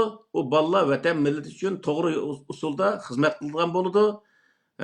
U millat yo'qolmaydi. Unda desak, nurg'un odamlar u boshqa tushunib qolishi mumkin, ammo boshqa tushunishga qanday hojat yo'q. Yahudlar mush dardni nihoyat jiq tortgan bo'lg'achqa, men o'qigan kitob asosan mush 1700 qanchinchi yili shu bir qancha boylar yig'ilib, millatni qanday qutqizish haqida to'xtalgan vaqtida shu sinagog degan narsaning o'zini uning ahamiyat bermay, bolaning o'zini faqatla o'qitishga o'zi ahamiyat berish lozim ekanligi, pul tepishga o'qishga ahamiyat berish ekanligini o'tirib qo'ygan. Birinchi qatimda o'qitish bolani, o'qigandagi bilimli bolalar har qanday ishga yaraydigan gap misol. Shuning bilan o'zi bular shu 1700 qanchinchi yildan boshlab shu Yevropada sanoat inqilobi deydi. Aş inqiloblar boshlangan vaqt bular tang o'g'inib shu Yevropada uningdan o'zini o'ngshab, cho'nglar pul tepib, yoshlarni tamoman o'qitib, shunday qilish orqali 1940 yili hozirgi Isroiliyani qurishdagi asosi ashundan boshlangan ekan. Bularmi ortiqcha narsani tamoman tashlagan, bilimga ahamiyat bergan, bolalarni yaxshi o'qitish va pulni yaxshi tepish, sargardonchilikda bu ikki tal narsani ortiq hech qanday narsa yo'q. O biz masalan men Londonda yashayapman. 1000 yil yashasammi, bu Londonda Angliyaniki bir tal tuproqqa, bir dona qumiga men ega ololmayman. Meniki ega bo'lgan tuprog'im Sharq Turkiston. Meni bekonsa bir manqaraq bir jinoyat o'tkazib qolsam, pasportni tatib qo'yib bu tiplikin haydavas ataverdi. Bu yerda hech qanday undaq narsa nima qilmaydi. Misolda onun özünü bu İsrail milleti nayet yaxşı bilgeçke uzun müddet şu öz beşini ötgeçke bulaniki birinci kademde bula özü nayete nimqan ehmiyet bergen nesi nimo diye vaqtda ehmiyet bergen nesi şu nim boğan ki 1700 kanchinchi yıldan başlap şu hazır degenimiz şu nime bilimge nayet ehmiyet bergen Onundaki iqtisodga ahamiyat bergan ta birinchi dunyo urushi vaqtlarida nurg'un davlatlar shu yahudlardan qarz olganlik to'g'riliq masalan ayndaq hikoyalar bor. Ikkinchi dunyo urushidan keyin misol dunyo qanday bankalarni selib bular nurg'unlagan pul topgan, u pulning hammasini nima qilgan degan vaqtda shu yaxshi o'qigan bolalarni yaxshi o'qitgandiki bolalar andiki har xil yo'llarni davlatniki qonunni u qonunni qanday foydalanishni o'zini bilib shu har davlat yashagan davlatlardagi qonunlardan yaxshi foydalanib u pullarni topgan ular. Hozirgi vaqtda men dunyoda hamma odam bir yerga bir kort bir ovoz kesimi ay yahudlar o'siryapti. Bir yerde bir öz tashkilot qurilgan bo'lsa, musulmonlik qarshi yoki bir tashkilot qurilgan bo'lsa, uni boshqa bir qursa yahudlar qurdi. U qadar yahudlarni qo'qib ketgan. Nima? Ustoz, menda bir savol bor ekan, so'rasam bo'lamdi yoki tugadimmi? Sizniki. Men buni yig'inchoqlayapman, hozir asosan tugdi desak bo'ladi. Ha. Ama bugünkü özü dersinin özü aslida biz şu nemi to'g'riliq, haj to'g'riliq to'xtalatdik, ammo hajniki birinchi boshlanishi shu masjidlardan, ya'ni payg'ambarlar qanday qilgan, haj qilganmi, qilmaganmi? Butun payg'ambarlar haram kelib haj qilganlik to'g'riliq bir xabar bormi degan vaqtda agar sunnatchilar bo'lsa, payg'ambarlarning sunnatini tutgan sunnatchilar bo'lsa, shuni o'qisa bo'ldi. Hech bir payg'ambarlar kelib haram kilip hacı qilgan to'g'riliq hech qanday bir ma'lumot yo'q. Buni ochiq deymiz. Ikkinchisi masjid nima degan vaqtda yuqorida biz bayon qilgandek 4 payg'ambar masjid solgan, u masjidning o'zini shu davlatni idora qilish markazi qilib qurib chiqqan misolda. Bu sulton nimalqi Osmonliyniki nemisdimi shu Topqap Sari şu vaqtda davlat boshqargan o'rin ekan-ku. Davlatning markazi. Ashunga o'xshash bo'lgan. Yana qandaq bir millat Alloh taolo belgilab qo'ygan ibodatni oshirib, kech kunduz ibodatga o'zini urib qilgan vaqtida, u vaqtda o'zi bilimdan ayrilib qolgan vaqtida u millat vayron bo'lganligi. Tarixda zaten shunday ulug'liq, shu Qur'oni Karimdagi nurg'u yerlarda Feveylul lil musallin misalda agar u namoz deb tarjima qilgan vaqtida namoz o'qiganlarning holiga voy. Ya'ni nurg'u yerda bor, ularning namozi, ularning boshqa narsalari sizlarni aldab qo'ymasin deydi. Bu yerda nurg'un sohalarda iymon, e'tiqodni, namozni dasmiy selib, insonlarni aldaydigan narsaga aylantirib olgan ishlarmi nihoyat ko'p bo'lgan tarixda. U bizning davrimizdan bo'ldi zaten. Shuning uchun buni Alloh va o'zimizning orasidagi bir narsa qilib bilishimiz va insonlarning orasiga hargiz so'qmasligimiz. Iymon, e'tiqod, namoz haqidagi bu o'zi iymon, e'tiqod, namoz, ibodat narsalarning o'zini insonlar orasiga so'qmaslik, insonlar orasidagi so'qadigan narsa nima bo'lsa, birlik, barobarlik. Adalet ostidagi birlik, barobarlik. Buni da hamkorlashish. Salat kelimasining yana bir ma'nosi bu. Mana shunga ching turish. Üçüncüsü bu hozirgi so'zlagan nimamizdan ilmga ahamiyat verish. Qur'oni Karimdagi butun o'z maqsadi nima desa, ilmga birinchi darajada ahamiyat verish. İbadet, bu din ibadet dini emas, ibadatni asos qilgan din emas, ilmni asos qilgan bir din ekanligini bilish. İlimni asos qilgan vaqtda har qanday millat o'zini qutqiza oladiganligi zaten tarixda qutqazgan payg'ambar alayhisalom boshlig'idagi shu vaqtdagi o'zi musulmonlar o'zini qutqazgan. Shuning uchun ilm o'qisa, o ilmga amal qilsa, o insonlar cho'qim o'zini qutqiza oladiganligi. Agar o ilmni tashlab qo'yib, o Alloh taolo belgilagan ibodatni oshirib, yana besh batman Xudoni qarz qilyapman deb u yerda o ibodatni qilishni bilan hech qanday natijaga erisha olmaydiganligini bilish. Bu nihoyat muhim. Yuqorida yana bir narsa bir deb soldik. Yani qarindoshlarimizni nurg'unlari xafa bo'lmasligi kerak, lekin Qur'oni Karimni o'qisa xafa bo'lmaydi deb o'ylaymiz. Kechgacha nega olsak masjid silish, bu bizniki ustimizdagi vazifa bo'lmasa lozim. Nega olsak birinchi darajada bolalarimizni o'qitish. Zaten dunyoning hammasini qanday yerda o'zi namoz o'qisak bo'laverdi-ku. Namozni uyda o'qisak bittal jaynamozni olib qo'ysak 30 yil yetadigan misol. Shuni o'qisak bo'laverdi. Unda bo'lgandan keyin biz o'zi ibodatni asos qilmay, ilmni asos qilishimiz nihoyat muhim.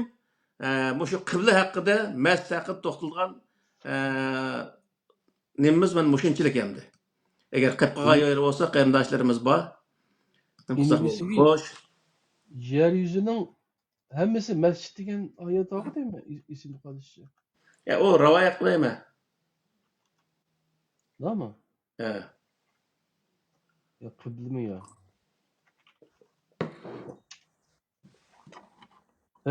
Tamam. Anda olsa men hozir bir savol qarindoshdan so'rab turaman. Hozirgi yeryüzünün secde qilishi degani ilgirki ümmetlerge berilmegen, bizden ümmetke berilgen 5 türlük alayidlik var deb sanaydigan bir rivayet var. Aşınında bizning ziminning ham yeri bizga secde qilib bo'ldiga yaqilindi degan bir faxrlanish var. Shu yerda chiqadi.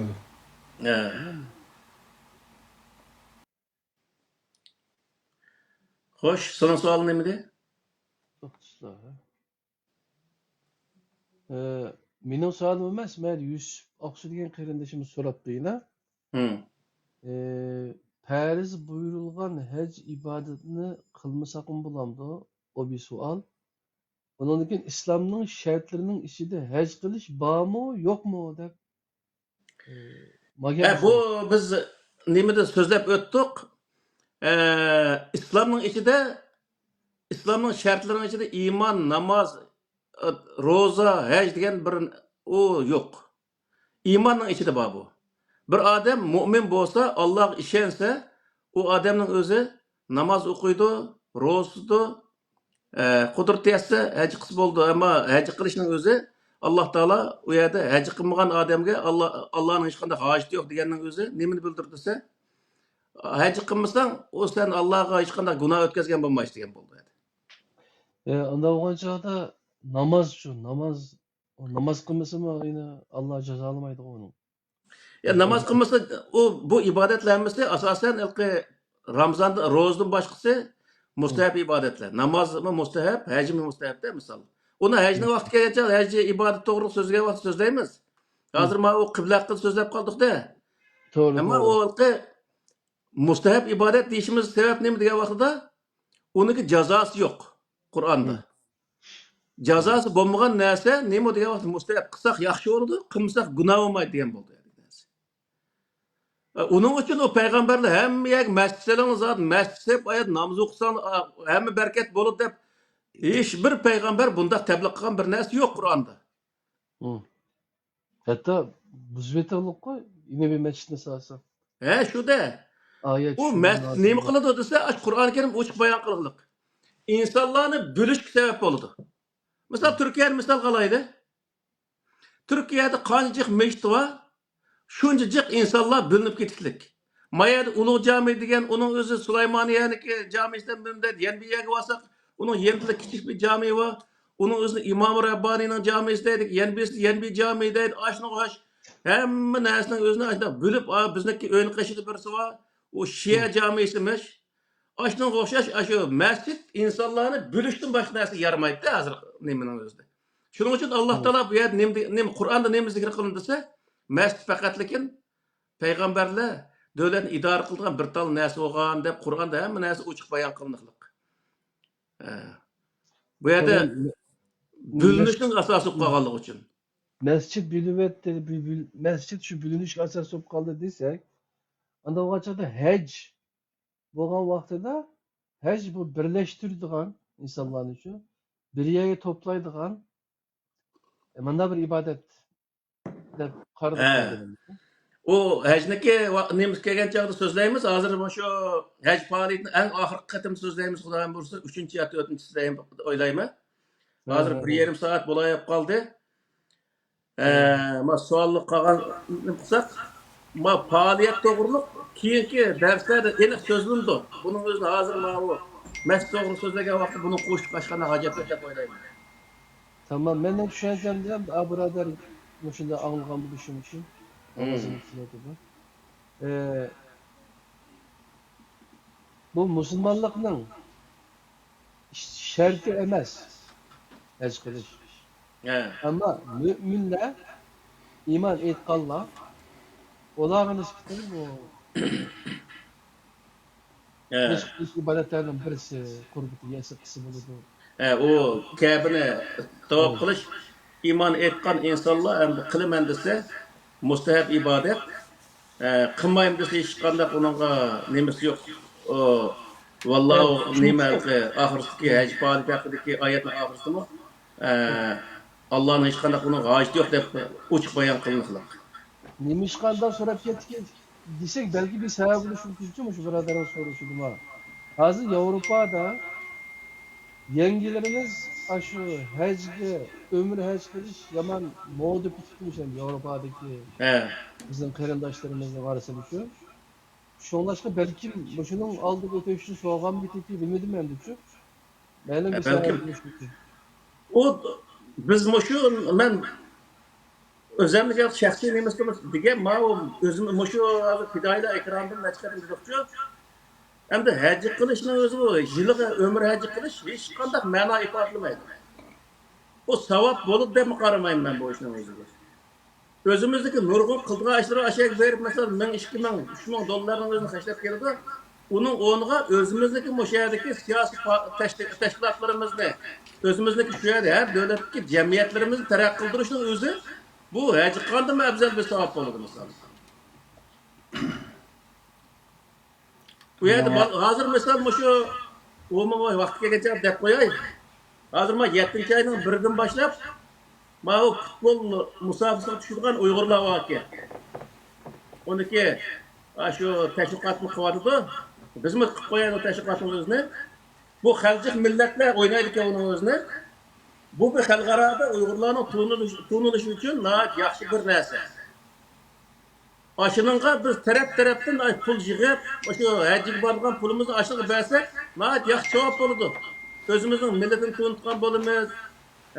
Bu yerde özü bir musabaka düşüyor, bir Uygur milletindeki, bir Müslümanlıki özü oturduğu namı çıkan boludu. Bu bir güzel bir şey. Yani biz taraf öz namayiş kılımız, özümüzün halkının kılımız, şu yerde zulümlü tuğuntumuz da şu kıyırdaşlarımız mı? Şu zulüm tuğuntu, şu halkımızın tuğuntuş vasıtası buluş için aşağıda şu futbol musabakası oynarken London'da 7. ayın 1. günü başlap şunun için şunun biz nait ehemmiyet verişimiz gerek. Dünyadaki Uygurlar keş savap oldu, namaz okusak andak savap oldu, hac kılsak mandak savap oldu degiçilik savap meni moşundak näslerdi. Yoshlarimiz yaxshi o'qiyman desa, o'qishga o'zi pul yetmagan bo'lsa, shuni pul chiqarishimiz lozim. Hajjiga borgandan ko'ra shuni pul chiqarganimiz texmbek savob bo'ladi. Chunki Qur'oni Karimdagi Alloh taolo o'tirib qo'ygan farzlarni biz o'zi to'g'ri ijro qilgan bo'lamiz. Shu vaqtda savob degan nima degan vaqtda haqiqiy bir o'zi o'zimizniki asliga insonlikqa qaytishga sabab bo'ldi. Savobni baytim birsidik biz. Shuning uchun bu yerda nurg'un sohada biz ravoyatga tayangan bo'lg'achqa, ravoyatni asos qilib bir din qurib chiqqan bo'lg'achqa, bizniki bu ishlarimiz nihoyatda ta'tirsib ketishlik.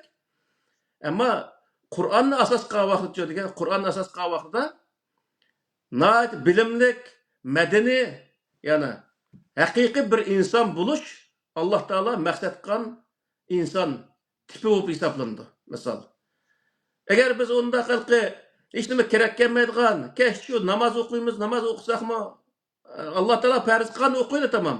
Ammo ortiq o'qish hech qanday Alloh taoloning hojatimi yo'q. Bunday narsalar qilish orqali biz o'zi bir narsani qozonamiz deyish, u butunlay bir yolg'onli bir gap. O'zimiz aldashdan boshqa narsa emas. Ruhanilikdan tozalaydigan bir din hamda bu-chu. O butunlay shu zodi Qur'onda o'z vaqtida shu ruhoniy bo'lib, kechdi shu Xudoga eslab oldigan, shunday o'zalqi shu tarixda bor ana shu Makkada Ka'ba shu vaqtda 360 dan butva keldi payg'ambar alayhisalom hijratning 8-yili kelgan vaqtida Makka fath qilgan vaqtida tamoman urib chiqib o'tganlik to'g'riliq shunday bir ma'lumotlar bor. Demak shu vaqtda nima degan vaqtida insonlar yoki har bir ma'ldan tortib bir tal o'z Xudo yasab o'ziga shunday ruhoniylashib shu yerda o'z butunlay bu Qur'on nimaga targ'ib qildi insonlarni degan vaqtda amaliyatchan bo'lish. Dunyoda biz bir jism bo'lib yashayotimiz. Dunyodagi amaliy ishlar qanday bo'lyapti? Buni ko'rsatib turib biz qanday bu ishlarni qilishimiz lozim? Qanday bu jamiyatimiz g'alaba qilamiz? O'zimizni o'rnini tiklay olamiz? Buning ahamiyati verish. Bu Qur'onning maqsadi bu. Kesh o'zi zikr tasbih etib, u yerda o'zi Xudo bilan aloqa qilim deganning o'rniga zaten Xudoga ishongan odamniki, u Xudo bilan uniki qalbining o'rtasida aloqa bor degan gap. Uning ortiqqa ilm o'qish, ilm o'qiymi degan odamlarga o'zi mablag' chiqarish, yaxshi ish qilgan odamlarga o'zi ehtiyoji bor odamlarga shunday mablag' chiqarish nihoyat yaxshi ish. Uning uchun biz shu futbol musobaqasiga qarta azroq bo'lsa, har birimiz ayndaq o'zi bir kichkina yordamimizni qilsak, shu qarindoshlarimiz shu ishning o'zini yaxshi o'tkazsa, ham o'zimizga yaxshi bo'ladi. Hem nurg'un odamlar uning o'zini va bizga nima foydasi bor, andaq deb qaraydi. Biz nihoyat jiq narsa sal qaraydi. Biz bunday qilmasligimiz lozim. Agar bir millat bo'lsak, u millatning hamma narsasi bo'ldi misol. Futbolchilarim bo'ldi, naqshi musiqachilarim bo'ldi, hamma narsasi bo'ldi. Bo'lish kerak zaten. Uningga biz jamoat bo'lish sifatimiz bilan, xalq bo'lish sifatimiz bilan uningga biz o'z kuch chiqarishimiz lozim. Xato yerlar bo'lsa, o'tirib qo'yib, mandaq xato bo'lyapti desak bo'ladi. Ma xato bo'lyapti demayman. Bemasini qazonni esib, u yerda xato bo'lyapti degan narsani o'tirib qo'yib hech qanday hojat yo'q. Yani 50 ming yevro ketadigan ham bu ishchi.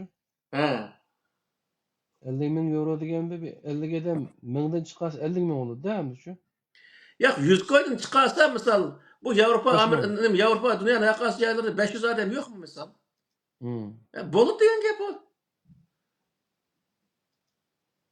Shu ashunda qilib shu bolalarning bo'ynini qisib bir odam bu bizniki ichimizda bir odam yaxshini qilim deb o'tirib chiqsa, bu yaxshini qilim deganga dot degizib o'ndek ikkinchi o'tirib chiqmas bordi. Bu intayin eski bir ish. Ular 50 ming dollar kesse 60 ming dollar, hatta 70 ming dollar yig'ilsa, u vaqtda bolaning ro'yi ko'tarilib ayr o'tib chiqadigan gap ani.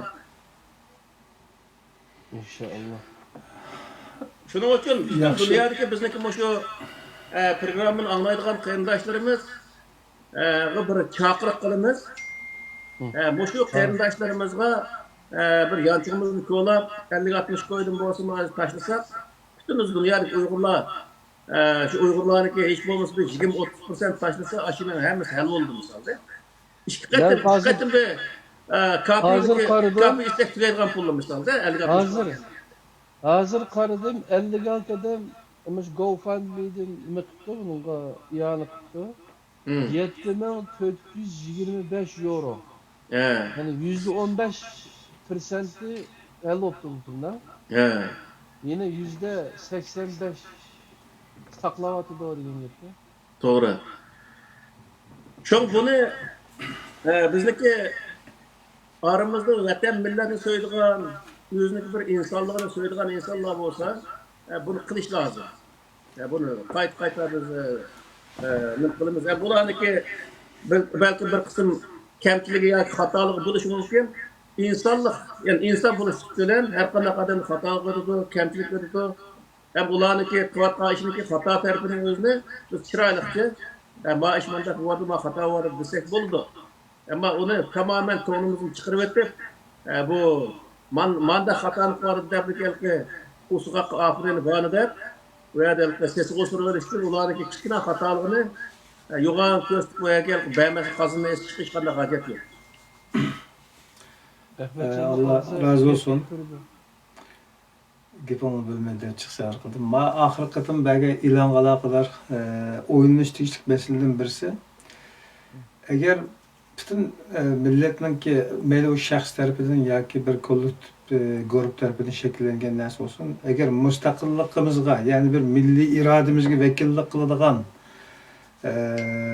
bir bütünlükki iyi bir proje olsa o çokum kollaşka tegişlik bir tip yani tür.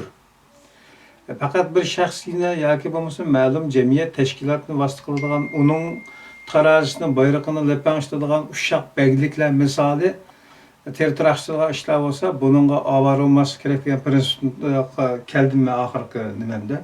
Ma balının kılıvatqa işi endi bir milletning obrazini tikleydigan bo'lganligi uchun bir xolis tarbiya deb qo'llash lozim deb qarayman men. Bugungi tema bek yaxshi bir tema bo'ldi. Bo'lib ustoz buningga Muşit timini həcgə alaqadar məsələni düşünüş üçün ən avval biliş tegişlik məsələnin qibli məsələsi və məscid məsələsi ikənligini təkrar bugün təkidlədi.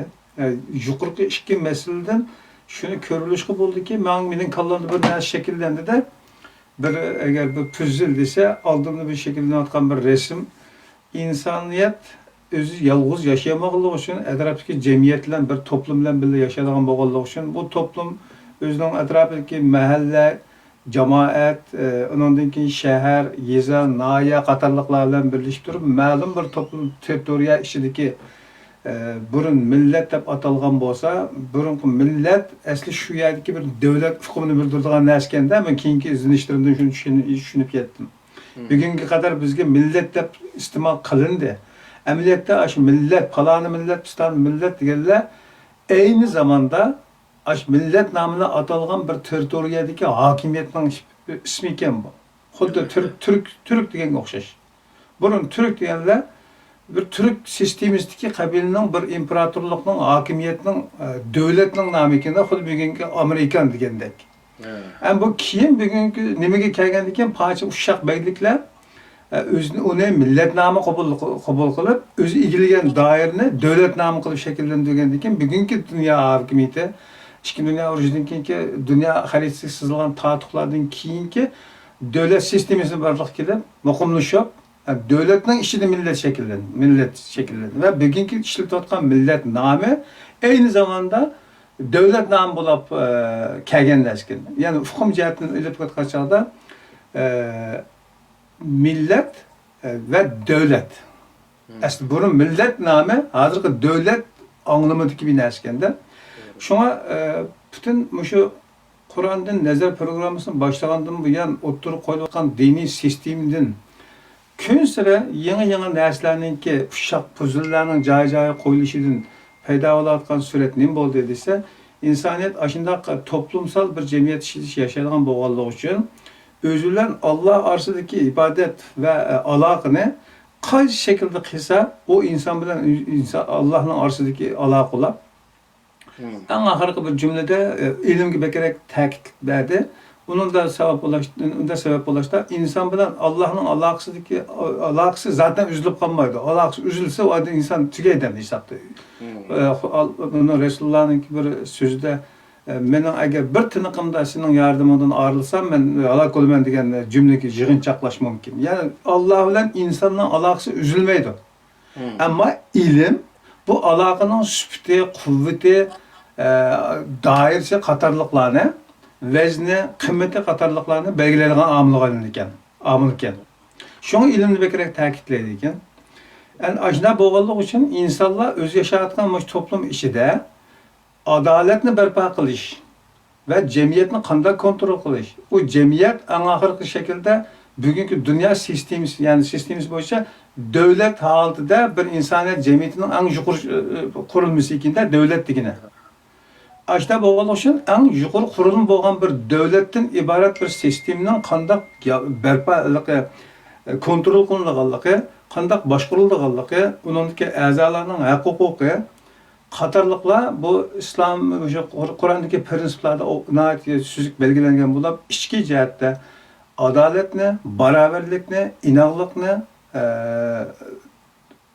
tashabbus qildi ekan. Ya'ni buni ta'kidlaydi ekan, buni tavsiya qildi ekan, sirtqi jihatda shu davlatningki manfaatini tavsiya qildi ekan.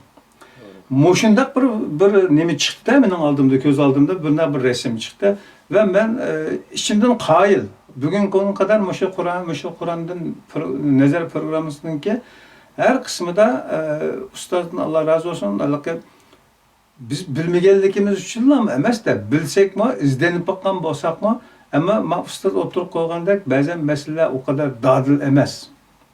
Jiq masalalarda bayraktar fikrlarni o'tirib qo'ydi. Alloh razı olsun. İlim ehli qarindoshlarimizniki agar Allohdan qo'rqsa, albatta ustozlar aloqa qilib fikr almashtirish, Qur'onni qaytadan qo'lga olib chiqib, dinning asli mohiyatini izlanishda muzokara qilish, suhbat ilib berish, qanday qilgancha millatni tahmirini toptirish masalasi haqida qo'l tutishni men tavsiya qilib keldim hozir qadar. Yana tavsiya qilaman shu mazmun bilan, shu munosabat bilan. Shu bugungi temada hajni tushunish uchun abiyadan ikki temani yo'ratdi: qibla va masjid. Masjid demakning masjidning qo'llanishi va qiblaning roli qatorliqlardan bugungi Xitoy hokimiyatining davlatni idora qilish sistemasida aş qo'llanayotgan usul choralar Qur'ondagi usul choralarga o'xshaydi ekan degan narsa kelib qoldi mening kallam. Ya'ni ashunda qilgan chaqda hokimiyat tutib turgan ekan. Yani onun xatoliqlari bor. Xatoliqlari nima desa, ichida adolat yo'q, zulm bor, anadagi tajovuzchilik bor, nurg'un cheklangan narsa bor. Lekin hokimiyatni tutish jihatdagi taktikasi va qo'llangan choralari sistem ise Kur'an'daki tavsiye kılan sisteme yakın geldiğinde ben şunu his kaldım ben. Demek bizim hakimiyet bizim tavsiye kılan nasıl çünkü? Benim dikkatimi çeken nasıl oldu? Hem bu yerde hazır biz Avrupa'da uzun yaşaş mezgilde nurgul adamlarımız var. Avrupa'nın sistemini buldu. Bizim sistemimiz için nurgulluğa yaxşı yerlerini bilmez. Lekin Avrupa'da bir hata yerim var. Ne mi diye vakıda? Nəskərin hüquqi dev oturup hem nəsənin özünü təbiiligidən çıxırıb atırған mında nəsə. Misal bir işinin özünü əkrib öyle sapanı üstündə oltuğuzduğan, bir yegmaz maşının içində oltuğuzup qoyduğan, o işləyəndə talat turduğan nəsə, Xuda aşağı yaratqan nəsə, o iş öyle ki yaşsa o fəqət huzuru alamaydı o nəsə. Aşınanğa zulüm qılğanlıq hesabda əslə. Zulüm qılğanlıq hesab qılındı. Bayatın biz dedik, adalet diyen neymi o diye vakti her nesli öz orunda koyuyor. Bu işte sen talat koymuşsan, o işte talat jürüp, huzurluluk, uyunluk, jürüp, aytat, candaşlık kılgan neyse. Sen onu öyle ekran altında zulüm bunun. Konuşunun okşaş, bedelki ayalla, erle, hukuku diye vakti hem tarafın 100% okşaş koyuşunun özü hem zulüm. Ve erlerindeki Kur'an-ı Kerim bildiğimiz er-rical kavvamun elen nisa bima fezzelallahu ba'den ala ba'd ve bima enfaku min emvalihim diyen ahir fesalihat kanutatın hafızatın diyen ayetin yüzün nim diye var da erler öyneki nim aile kuruşta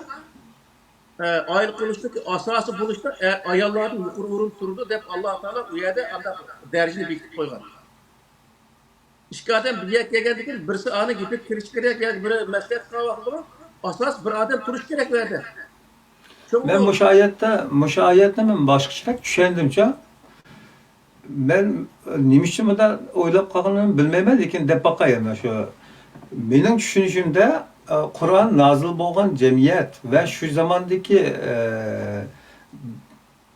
dünya nimasidan qarg'an vaqtimizda insonlarningki kuch-quvvati asosan ya'ni bir narsalarningki qoida prinsiplarini, jamiyatning tinchlik va yoki bir to'plumningki asosliq masalalarini bekitadigan kuch erlar tarafida ekanda, texnika, ya'ni quvvat.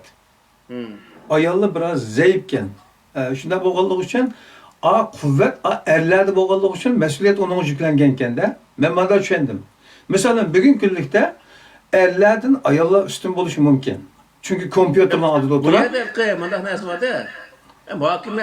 Hokimiyat deymiz, hokimiyat tutish yoki bir shirkat boshqarish va hokazo ishlar nima degan vaqtda Qur'onda o'tirib qo'ygan narsa alamat ilg'or. U nima desa, uni ahli bo'lish, salohiyat bir odam bo'lish. O salohiyat bir odam bo'lishning o'zida ayollar bo'lsa bo'ladi, ya erlar bo'lsa bo'ladi, ya kichik bola, ya cho'ng odam bo'lsa bo'ladi, hech qanday ya falon millat bo'lsa bo'ladi, ya oq bo'lsa, qora bo'lsa bo'ladi degan hech qanday narsa belgilanmaydi. Qanday bir odamning shu ishni qilalarga salohiyati bo'lsa, o'sha odam shu yerga nima qilsa bo'ladi degan ma'noda. Shu mushayatni tushunishim mening. Şu aynı zamandaki aşı ayetinin kavramı ar-rical kavramı ala-nisa degan şu ayetning tushishida şu chaldiki vaziyat, sharoitdan aşı salohiyat, quvvat salohiyati erlarda bo'lganligi uchun bunday tushga o'xshaydi bu oyat deb men tushundimcha men. Men unday emas, bu bir prinsip bo'lganligi uchun o prinsip agar o zaman nima xos bo'lib qolsa, hozirgi zamonda o prinsip amalga oshmaydi degan gap bo'ldi. Prinsip abadiy icraat zamanға makan xas narsa. Şuna uvadiki prinsip onun cinsida emas. Salohiyatida bo'lgan joyda uniki oshida. Ben qanday tushundim desam ha. Ha. Endi bir narsa birdagi mas'ul bo'lgan odam onun xizmatda qiladigan masalan shu. Ha. Mesela men shu quvvat kuchli bo'lg'achqa men shu ayollarning xizmatda qilmayman. Ha. Ular mening beshimning ustida degan gap.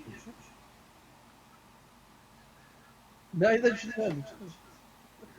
O hayalakla kuş kuvvet cihettin biz onunla kuvvetlik. Lakin bu digerlik biz onların üstün. Bu şu ayarlar pes. Ondan yap çıkmaydı. Ondan yap Ha çıkmaydı. cemiyet şu zamandaki cemiyet biraz orman kanunu cemiyeti olduğu için onun nispeten o işten aldığı çıkıp kalkan bulduğun kişi yanına er olurduğun gette. Şu dünyanın hem de başta kazanmak. Bugünkü dünya teknikste mesela Ahmetcan'ın ballardaydı, kiyindim kısma o Ahmet Fiday'ın balları kere. Ya bu fakat urdumdan geldi de bizge açtan geldi. Lakin bugünkü dünyada değil, bugünkü dünyada yakın kelgisi dünyada ilim terakki qilib ketib qolib qolsa, bir er bilan bir ayolning qaysi buning salohiyat oldu desa, qaysi ilim kuchli bo'lsa, shu salohiyat oldu-da. O belki shunday bo'lar, ham uni o'zini biz bilmaymiz, lekin bu yerdagi narsa o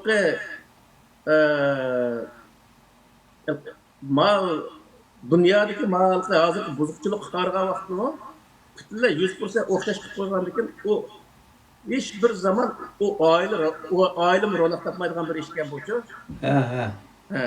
Oila tamoman buzilishning asosi 100% o'xshash qilib qo'ygandan keyin xohlagan chiqib ketgan, xohlaganni boshqa odam bilan u shu zulm ham ishlarning o'zi nima?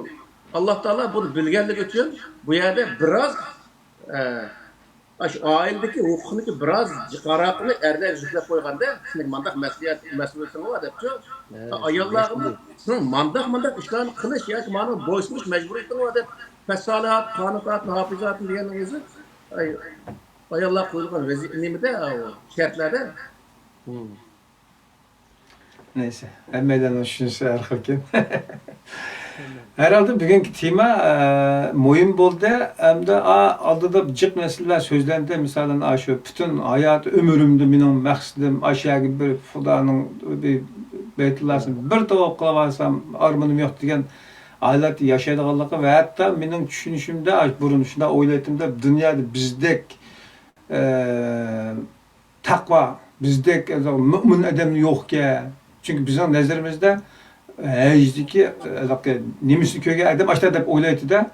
Yani bizning musulmonligimizni eng yorqin ifoda etadigan narsadan birisi shu hejga tutgan pozitsiyamizga deb o'ylaydim. Ashtadan tushungandim yani. Reallik shu. Aşında derecede bizning elimizde, bizning dünyamızda egellagan o'rni Mekke'nin o'rni bek cho'ng katta. Ve hatta şu bütün barlığımızın abiyyatında bir dakika işlerden hepsini saklap, ballarımızı beğenmey ve hatta kaz kılıp yürüp uzaktaki nemelerimizin setip berip keldiğin gapda. Aşında bedellerini berip kelimiz. Lekin ben moşu ziyaretinin Kur'an'daki hükmüden bayatın nemesinden elip qarığa vaxtımızda onun to'g'ri emasligini kesin deyishimiz lazım bo'ldikan.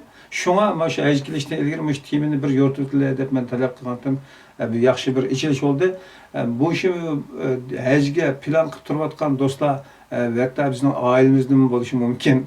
Qayta o'yinlab bakışlarını tavsiye qilamiz ve şu ma timininki davominin bütün yo'rish uchun bilishlik bo'lgan 4 bosqichni deb ketdi ve hatta ustoz bugungi timida ikki masala o'tirib qo'yildi. Yani ilgirki derslerde biz nurgun köngen, adetlengen, nurgun ibadetlerimizdeki hatalıklar oturup çıktı kardeşler. Meseleye bek inçike samimi pozisyonu bildirip yani şunda pozisyonu muamele kılaydı ki biz beriyotgan bedellerimizden bir yer kalıdı. Lekin inimiz düşüncemizde ma din, ma feriz, ma vacip, ma Allah'tan deydiğen bir hüküm düşünceni nereden aldık? Kimge erişip ketyapmiz? Bu meselenin eng cho'ng tarafi bu. Mushu tarafiga bekerek diqqat qilib qo'yishingizni tashakkur. Mening so'zim tugadi, ikkinlar qoldi. Rahmat.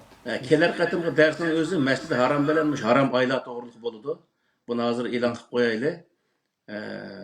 İbrahim Aleyhisselam'ınki o şu kilege dersi bulduğu alışmamda.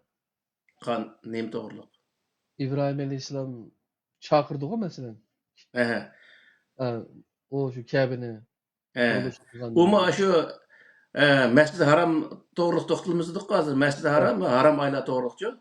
Shu vaqtda İbrahim Aleyhisselam'niki chaqirish jarayonlari bir qora zikr qilindi. Tamam. Allah razı olsun. Rahmet.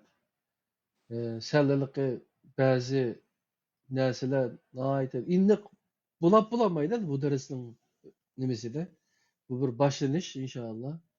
Kiler saatlik derste takıma mezmunlarını yaxşı biliş üçün, takım yaxşı düşünüş üçün kiler saatini saklayımız. 97. san yine hac toğrusu da yani Mescid-i Haram toğrusu da buludu kaderli kıyımdaşlar. Ana olsa Ustaz Allah razı olsun. Kiler saatlik hac toğrusu da ikinci kısımda görüşümüz.